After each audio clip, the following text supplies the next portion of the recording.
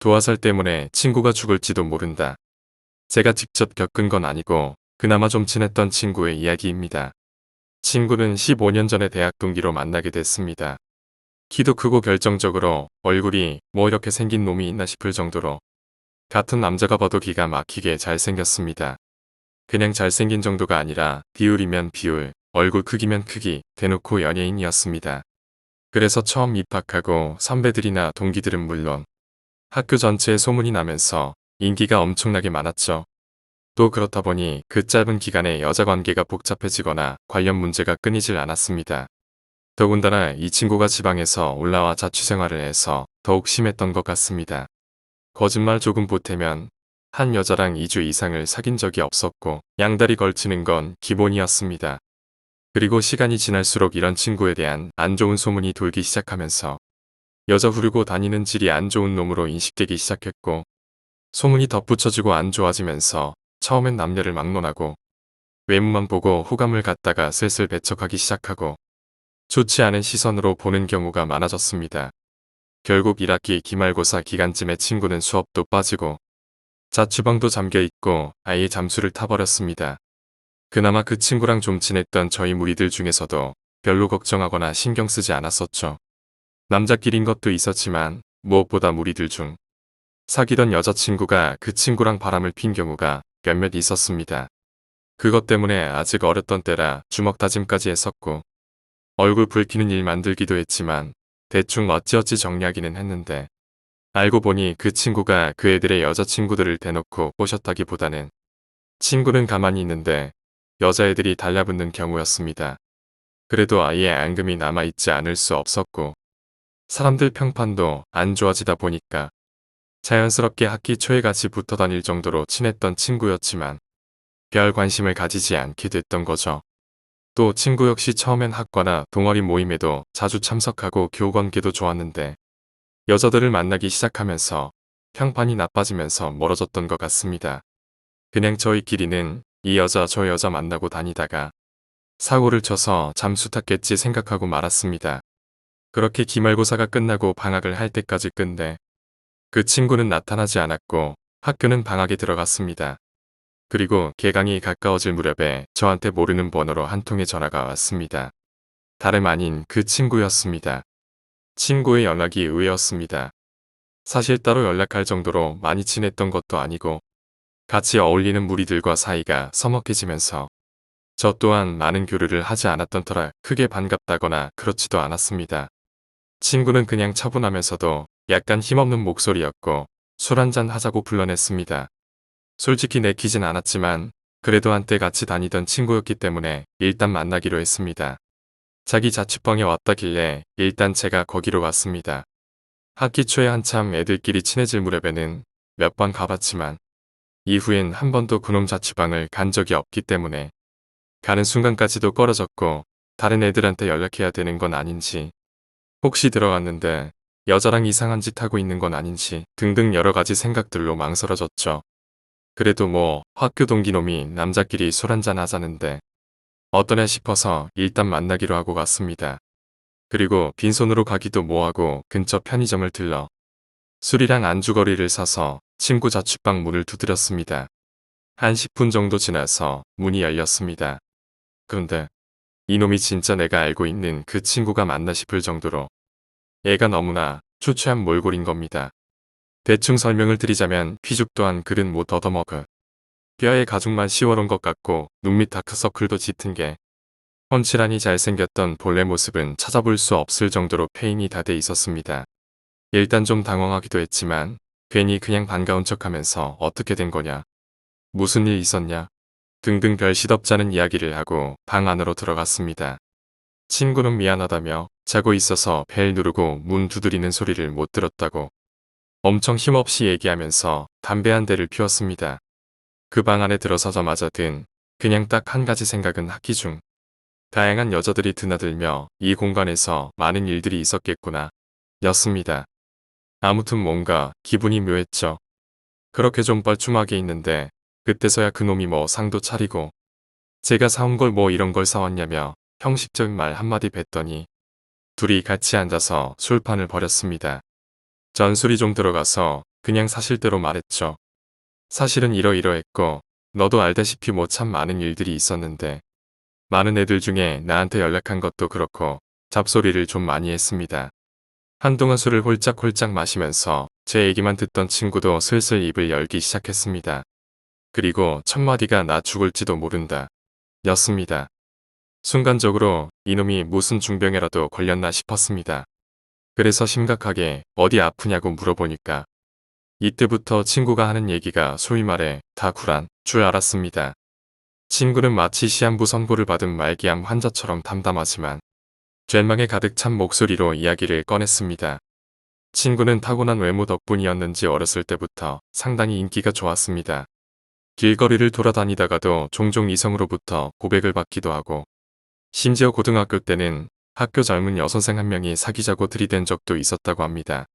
문제는 이놈 집안이 표면적으로는 보수적이면서도 엄격해서 그런 사정을 잘 알아. 학교도 초등학교 이후로 일부러 남학교만 보내고 이성교제 자체를 허락하지 않았습니다. 그래서 이놈이 대학에 입학하기 전까지 단 한 명의 여자도 사귀어보지 않았을 뿐더러 아예 친구로라도 지내는 이성 자체가 없었답니다. 무슨 조선시대 양반집 교수도 아니고 이해가 가질 않았습니다. 그런데 나중에 쓰겠지만 다 그럴 만한 사정이 있었습니다. 아무튼 그렇게 잘 갖춰진 외형적 조건과는 별개로 이성과 어울릴 기회가 없었던 친구는 대학을 입학함과 동시에 부모님의 영향권을 벗어나 새로운 세상을 만나게 된 겁니다. 그래도 살아온 세월이 있었던지 사실 기억을 더듬어 보면 진짜 그랬습니다.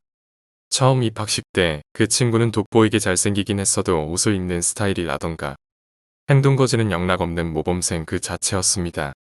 앞에서도 적었듯이 이때까진 별 무리 없이 친구들과 잘 어울렸고 인기만 많았지.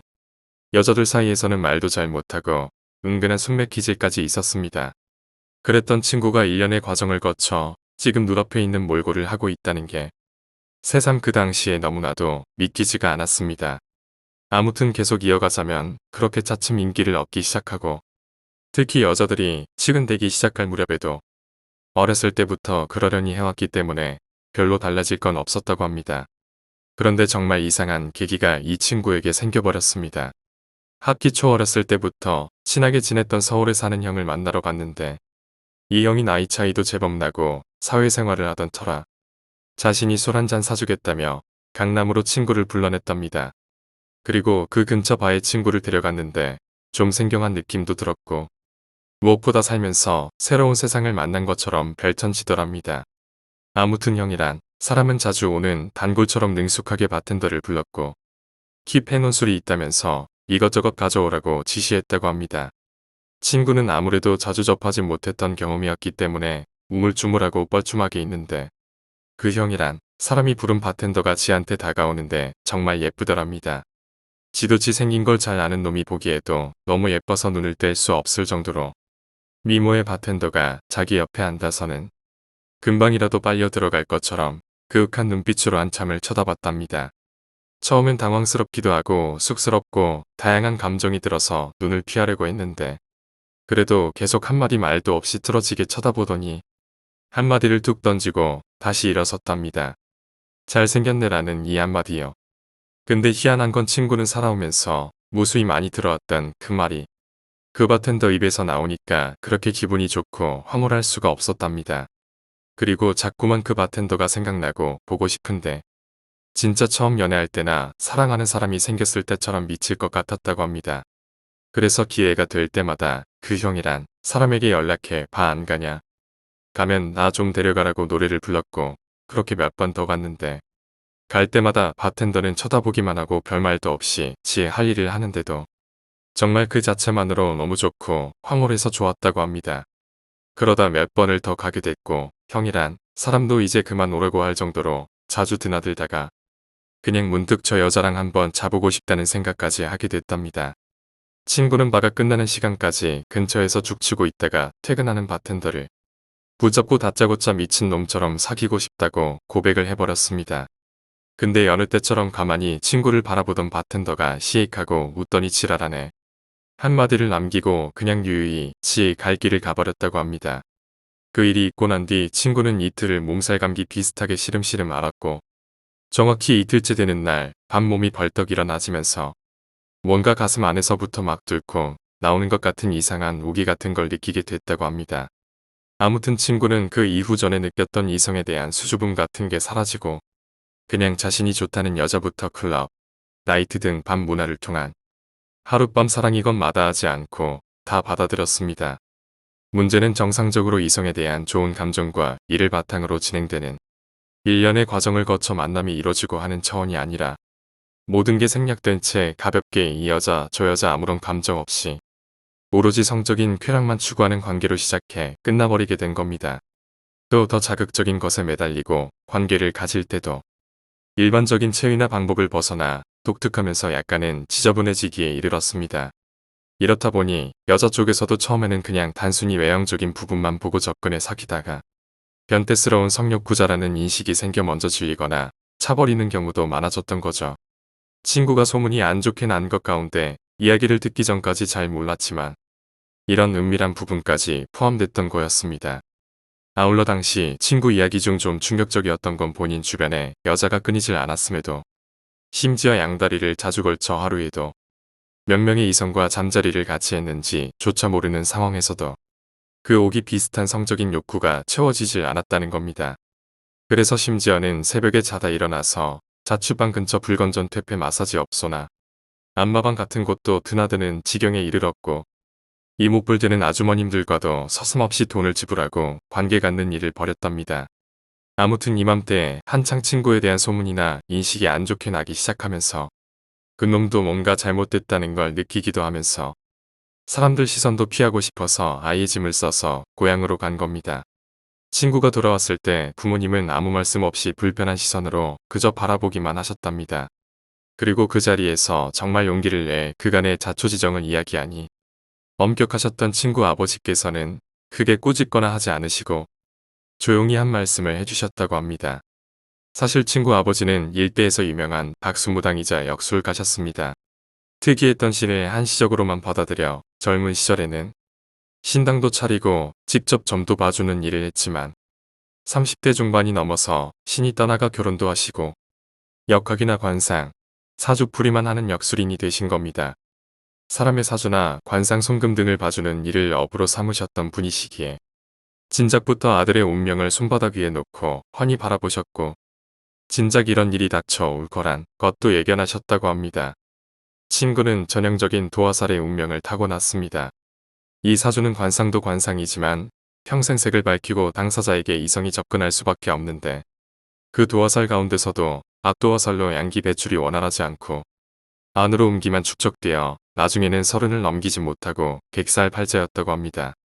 또한 남녀를 막론하고 그렇게 좋은 팔자가 되지 못해 본인이 꼭 일찍 죽지 않는다고 해도 가정의 불화를 부르고 재혼을 많이 한다든가 뜻밖의 사고로 배우자가 빨리 죽는 경우도 허다해 역술계에서는 가장 기피하는 사주였습니다. 덧붙이자면 사실 연예인들 가운데 이 사주와 역마살이 많아 이곳저곳 유랑하며 대중 앞에서 빼어난다고 생각하는 인식이 많은데 이는 잘못됐다고 합니다. 대중의 인기를 얻고 사람을 홀리는 살이 따로 있는데 이른바 키라고 하는 게 그런 것에서 비롯된다고 합니다. 그래서 재주를 쓰고 사람을 혹하게 하는 건 전혀 다른 이치랍니다. 아무튼 그래서 어려서부터 이성의 접근을 차단했고 할 수 있는 한 최대한의 방법을 동원해 그 운명을 피하게 했지만 결국 사주대로 인생이 풀릴 수밖에 없다는 걸 누구보다 잘 알고 있던지라 인력으로 막을 수 없었다는 것도 잘 아신 거죠. 본래 친구의 대학 진학조차도 허락하지 않으셨다고 합니다. 아예 당신의 곁에 두고 평생을 보살필 계획까지 세웠지만 사실 친구 입장에서 어린 나이에 그런 게 통했겠습니까? 남들처럼 평범하게 대학도 가고 더 넓은 세상으로 나가고 싶었겠죠. 결국 자식이기는 부모도 없어서 일단 멀리 있는 대학을 보내기론 했지만 영 마음이 내키지 않으셨던 친구 아버지는 몰래 부적을 하나 써서 자취생활하고 싼 짐속 깊숙이 넣어두셨다고 합니다.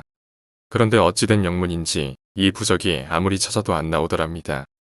그리고 친구 아버지는 불현듯 이놈이 꺼낸 이야기 가운데 그 바텐더와 관련한 부분에서 유독 염려하셨다고 했습니다. 아무래도 이 부적 없어진 거랑 그 아가씨가 관련이 있지 싶은데 라고 말씀하시면서요. 다음 편의 이야기는 계속됩니다.